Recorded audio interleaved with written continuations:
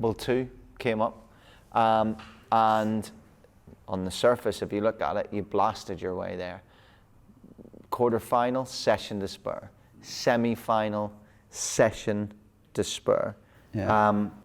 Did it feel that easy, or what was the overall 360 picture of 2004? I think that's the first year that I've worked with Reardon, and I remember I was playing Andy Hicks, and I had my first phone call with Ray Reardon, and I said, if I get through this match, will you like come down and work with me, you know? He said, yep. He said, no problem, I'll be down. He said, just keep your head on tonight. And the first thing he said to me, he went, Andy Hicks ain't scared of you, you know?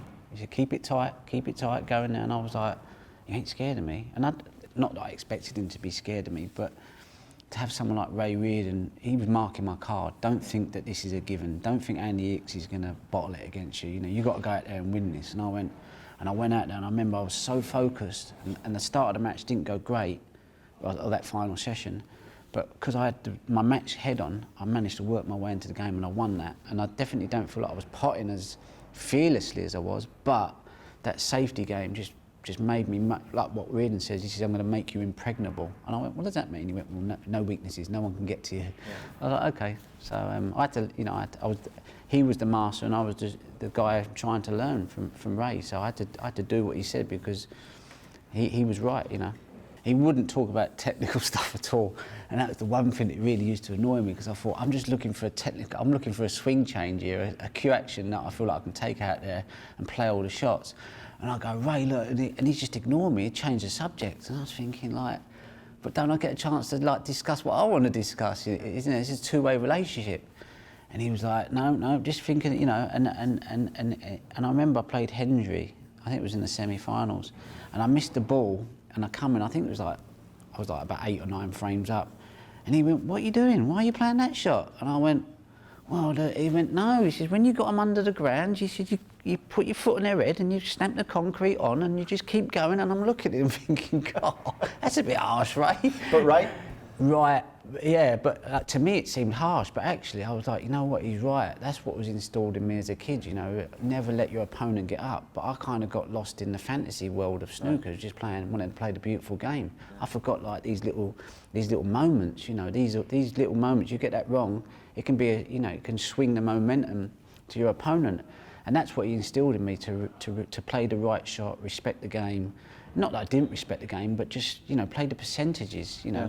Get that ball, and then if you don't get that ball, weld him, you know, and don't just put it on the back cushion, stick him where it's a nightmare place for him to be. So. But was he with you in the dressing room during the final? Would you talk to him at mid-session? So what did he say when you were 4 down after the first break? You would go out and lose the next frame to go 5 down against Graham Dutt in the final, and then absolutely just knock blow the doors off it and win 18-8. But what because you're crediting the second of the Joyous Six to Reardon and his importance. What did he have to say then? I love it. I love the idea, like, because I love the idea now. It could be anything, because he's not like. Did he give you a good shoeing? It was quite weird, because obviously I'd worked with a guy who'd worked with me for years, Dell, and he was like, we were like good friends, and a coach for quite a long time.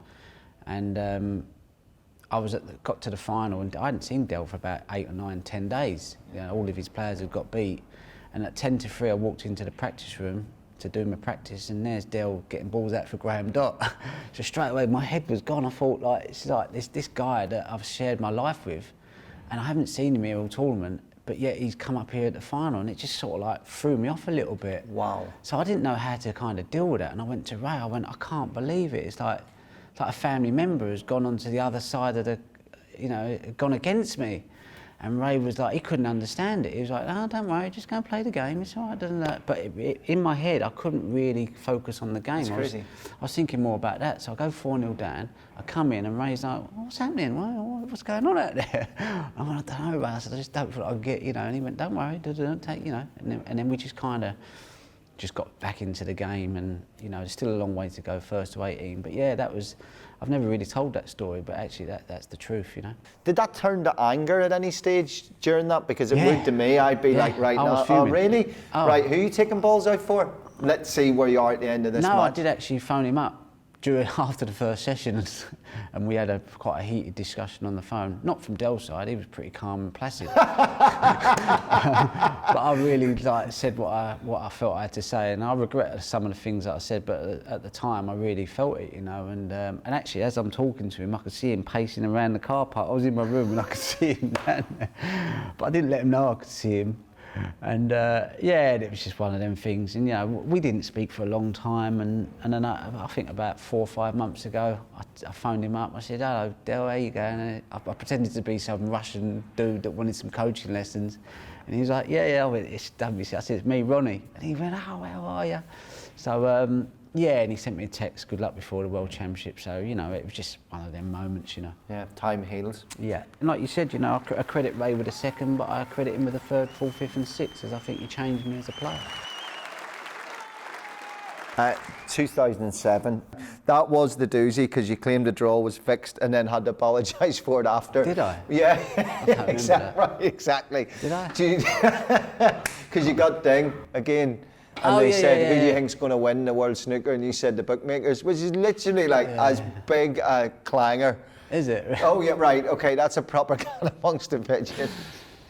But that's part and parcel, isn't it? Yeah. That's, it's what you get. Yeah. It's kind of what you get with Ronnie O'Sullivan. You don't know. I think what it is I thrive on a drama. I think if I've done something and I think, oh, I put my foot in it here, I think, oh, right, that's a real good G for me to go and play better snooker.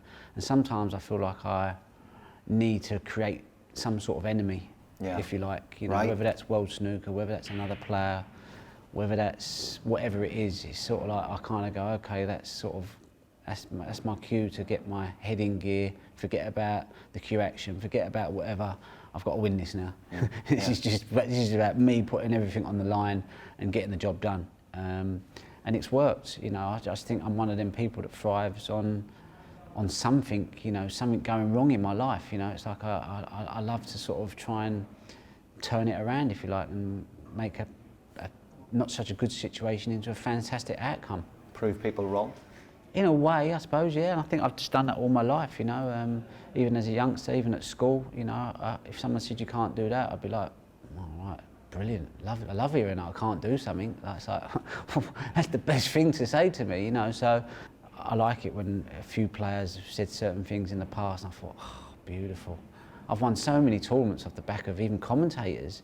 There was a certain commentator, it was a friend of mine, he said, oh, I think, Ronnie's the top boy, but I think this ding's a bit special and he's got something to think about. And I remember it was a Sunday afternoon and I thought, oh, and that was the year I beat Ding in the final. The third title in 2008, Stephen Hendry said of the semi-final, it was the best snooker you'd ever played. He was, for someone who just got beat in a semi-final, he's arguably the most cutthroat snooker player of all time. Post-match was like, I have never seen Ronnie O'Sullivan play snooker like that. Yeah, I always say, I think 2007, start of 2007 season when I won the UK at the Maxi against Selby and I won the UK, I beat Maguire in the final, 10-1. I always say that season was probably my best ever season play-wise, which led into the 2008 World Championships. And I remember coming into that tournament, again, I think I made the boo-boo in talking about things that I need something to get me going. I was in China. That was the year I'd done the China interview with a microphone. Oh yeah. I don't know if you've seen that one. Yeah. Have you seen that one? Yeah. Well, that was in March, and then obviously the World Championship started in April, and I thought I could be in trouble here. This could be the time they actually ban me because no one wants to upset China. Going into that World Championships, I thought, what's the best way to try and stick this fire out? Because it was a bit of a fire.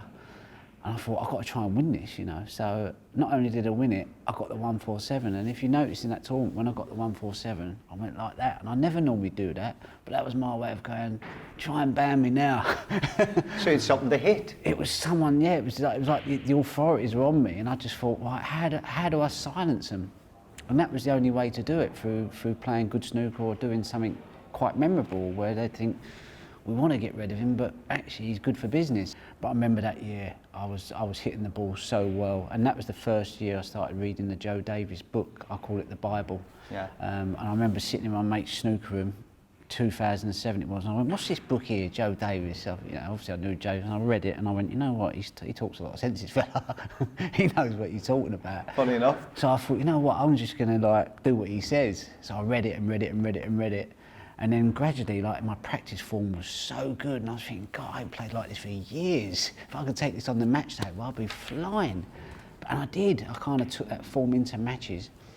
And I remember I just was cutting through opponents, like, unbelievably. Like, I was bang, bang, bang. I was winning 3-4 frames, quick visit, 100s, 90s, 80s. And when you're scoring well at Sheffield, it's kind of quite an easy job, to get through matches, because you're one visit snooker over the long distance. And, and I managed to win that tournament as probably as comfortable as any other tournament I've ever won.